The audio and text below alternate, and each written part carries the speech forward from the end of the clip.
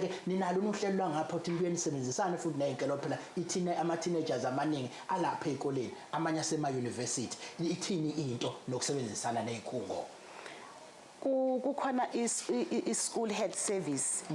I-school health service isebenzisana nawo ama-university nama-high schools bese kuthi futhi iphinde sebenzisana nama-primary.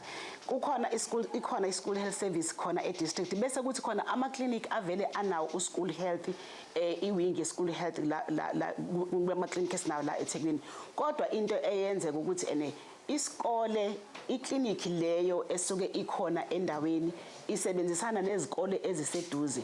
I-service ekusuke efuneke iprovide isiphakathi kokuthi bazoyiprovide ngokuthi u-school health uphume uhambe uye kuleso sikole efuneke ukuprovide i-service or kuphume i-outreach team ihambe iye lapho isebenzisana njalo ngonaye u-school health ukuthi ukuze kwazi ukuthi lezo zikolo eziseduze zikwazi ukuthi zithole usizo ukuthi ukwazi ukuthi kunciphe u-teenage pregnancy. But ngiyazi ukuthi as u-Department of Health asiwa-provide ama-contraceptives noma izindlela zokuhlela phakathi ezikoleni, kepha abantwana bayaluleka ngokuthi ikhona i-service enje abangakwazi ukuthi bayithole ekliniki nalapha kwa-adolescent and youth friendly services.